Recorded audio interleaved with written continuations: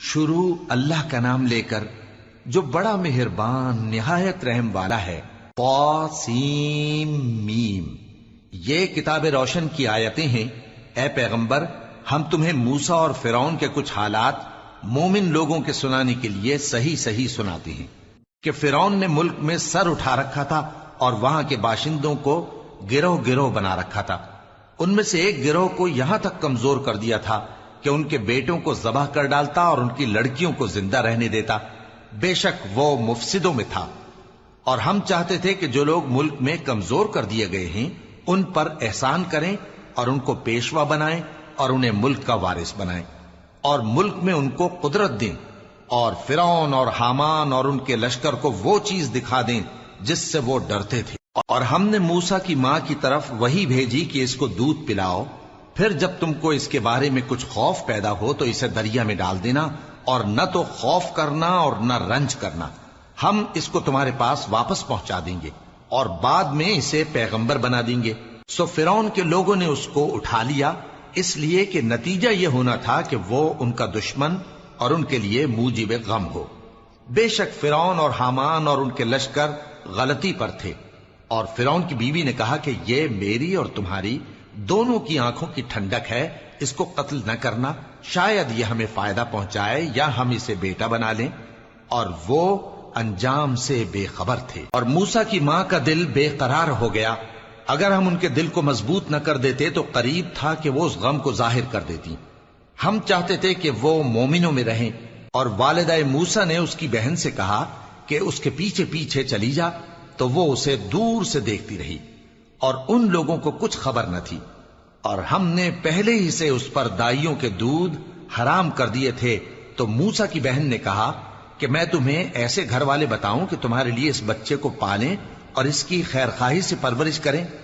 سو ہم نے اس طریق سے ان کو ان کی ماں کے پاس واپس پہنچا دیا تاکہ ان کی آنکھیں ٹھنڈی ہوں اور وہ غم نہ کھائیں، اور معلوم کر لیں کہ اللہ کا وعدہ سچا ہے، لیکن اکثر لوگ نہیں جانتے۔ اور جب موسیٰ جوانی کو پہنچے اور بھرپور جوان ہو گئے تو ہم نے ان کو حکمت اور علم عنایت کیا، اور ہم نیکوکاروں کو ایسا ہی بدلہ دیا کرتے ہیں۔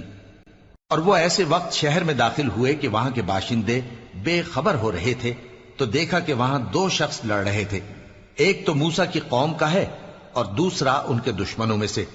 تو جو شخص ان کی قوم میں سے تھا اس نے دوسرے شخص کے مقابلے میں جو موسیٰ کے دشمنوں میں سے تھا مدد طلب کی، تو موسیٰ نے اس کو مکہ مارا اور اس کا کام تمام کر دیا۔ کہنے لگے کہ یہ تو شیطانی کام ہوا، بے شک وہ انسان کا دشمن ہے، کھلا بہکانے والا ہے۔ بولے کہ اے پروردگار، میں نے اپنے آپ پر ظلم کیا، سو تو مجھے بخش دے، تو اللہ نے ان کو بخش دیا، بے شک وہ بخشنے والا ہے، مہربان ہے۔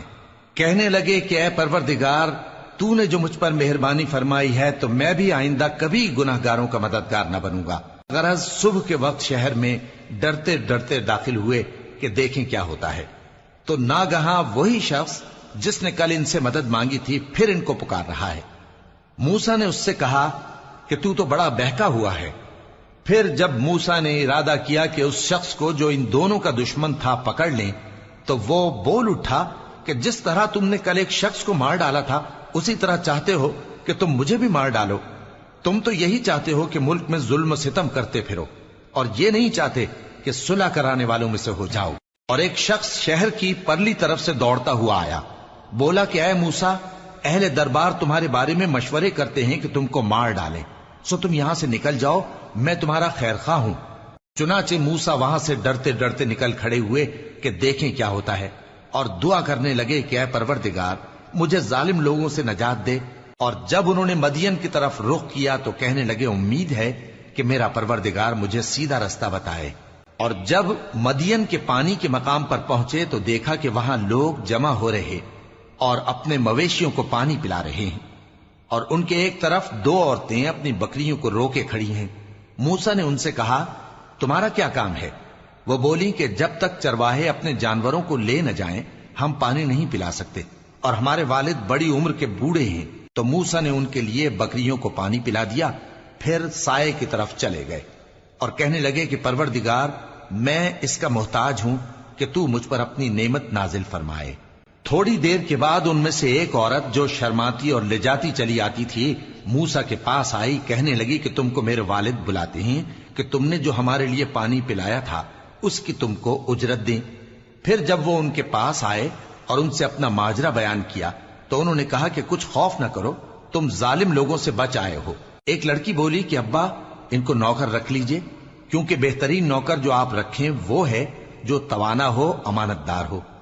उन्होंने मूसा से कहा कि मैं चाहता हूं कि अपनी इन 2 बेटियों में से एक को तुमसे ब्याह दूं, इस अहद पर कि तुम 8 बरस मेरी खिदमत करो, फिर अगर 10 साल पूरे कर दो तो वो तुम्हारी तरफ से एहसान होगा, और मैं तुम पर तकलीफ डालनी नहीं चाहता, तुम मुझे इंशाअल्लाह नेक लोगों में पाओगे।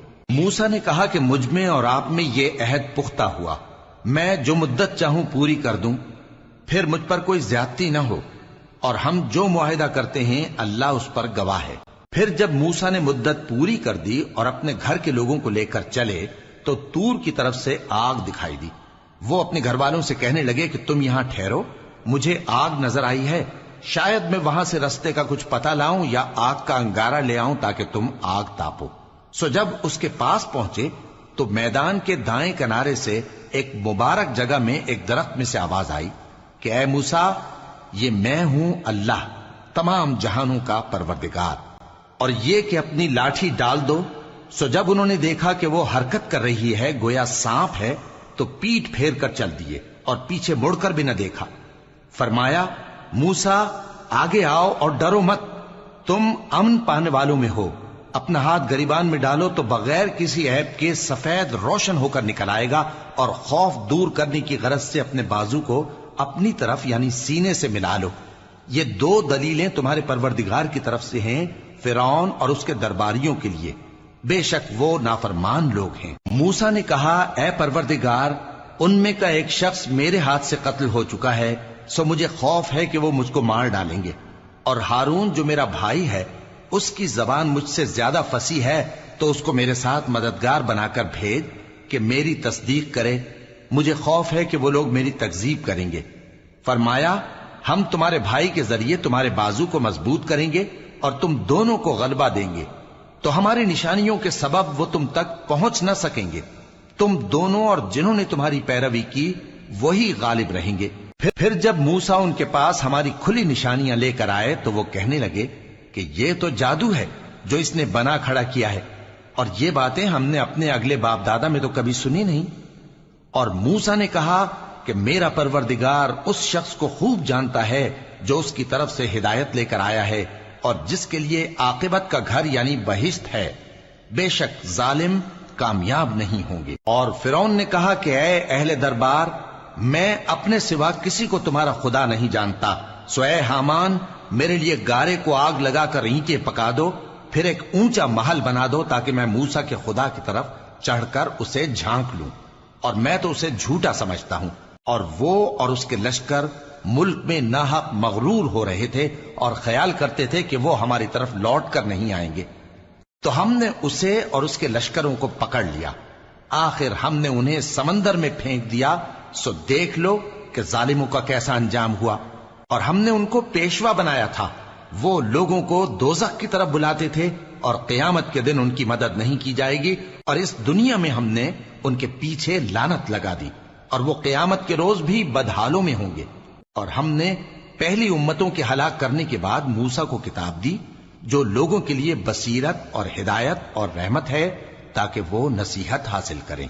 और जब हमने मूसा की तरफ हुक्म भेजा था तो तुम तूर की मगरिबी जानिब नहीं थे और न इस वाक़े के देखने वालों में थे, लेकिन हमने मूसा के बाद कई उम्मतों को पैदा किया, फिर उन पर एक लंबी मुद्दत गुजर गई, और न तुम मदियन वालों में रहने वाले थे कि उनको हमारी आयतें पढ़ पढ़ कर सुनाते थे, और हां, हम ही तो पैगंबर भेजने वाले थे। और न तुम उस वक्त जबकि हमने मूसा को आवाज दी तूर के किनारे थे, बल्कि तुम्हारा भेजा जाना तुम्हारे परवरदिगार की रहमत है, ताकि तुम उन लोगों को जिनके पास तुमसे पहले कोई खबरदार करने वाला नहीं आया, खबरदार करो ताकि वो नसीहत हासिल करें। और ऐ पैगंबर, हमने तुमको इसलिए भेजा है कि ऐसा न हो कि अगर उन अमाल के सबब जो इनके हाथ आगे भेज चुके हैं इन पर कोई मुसीबत वाक़ हो, तो ये कहने लगे कि ऐ परवरदिगार, तूने हमारी तरफ कोई पैगंबर क्यों ना भेजा کہ ہم تیری آیتوں کی پیروی کرتے اور ایمان لانے والوں میں ہوتے۔ پھر جب ان کے پاس ہماری طرف سے حق آ پہنچا تو کہنے لگے کہ جیسی نشانیاں موسیٰ کو ملی تھیں ویسی اس کو کیوں نہیں ملی؟ کیا جو نشانیاں پہلے موسیٰ کو دی گئی تھی انہوں نے ان سے کفر نہیں کیا؟ کہنے لگے کہ دونوں جادوگر ہیں، ایک دوسرے کے موافق، اور بولے کہ ہم سب سے منکر ہیں۔ کہہ دو کہ اگر سچے ہو تو تم اللہ کے پاس سے کوئی اور کتاب لے آؤ جو ان دونوں کتابوں سے بڑھ کر ہدایت کرنے والی ہو، تاکہ میں بھی اسی کی پیروی کروں۔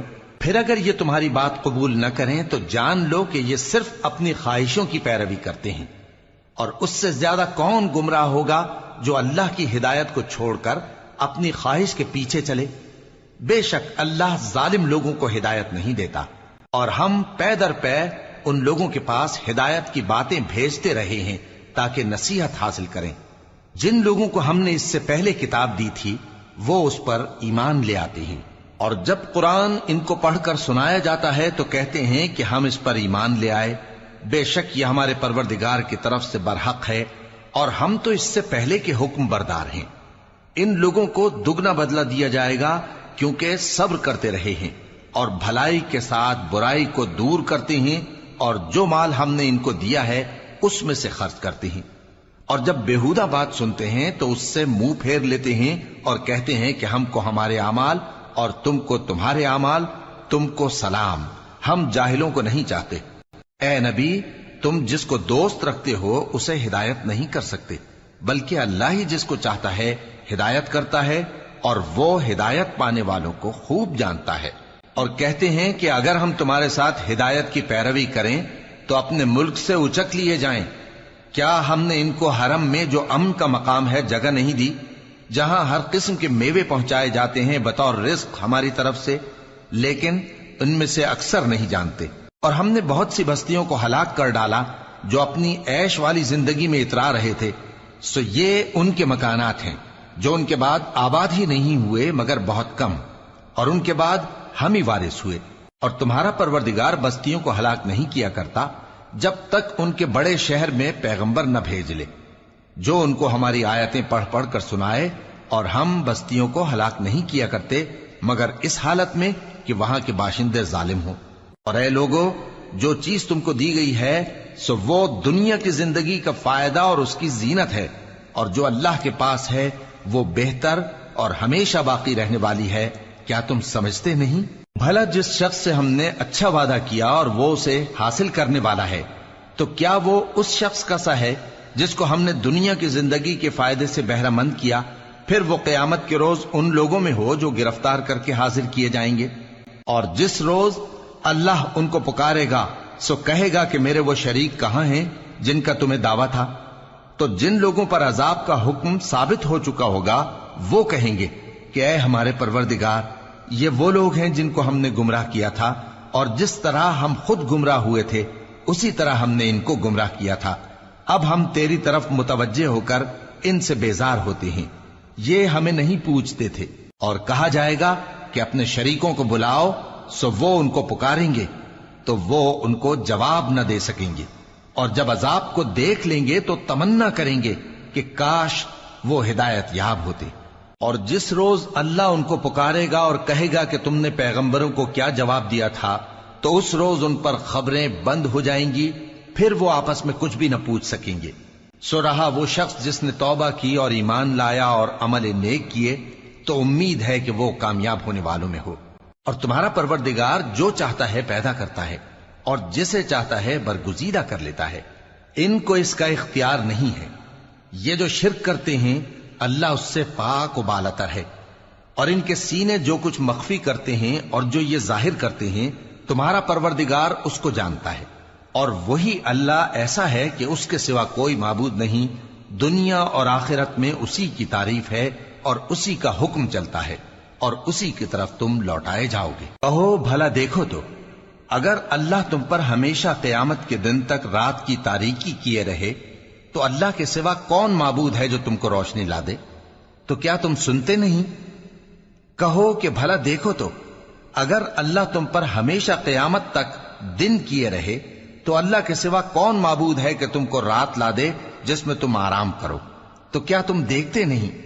اور اس نے اپنی رحمت سے تمہارے لیے رات کو اور دن کو بنایا تاکہ تم اس میں آرام کرو اور اس میں اس کا فضل تلاش کرو اور تاکہ شکر کرو۔ اور جس دن وہ ان کو پکارے گا تو کہے گا کہ میرے وہ شریک جن کا تمہیں دعویٰ تھا کہاں ہیں؟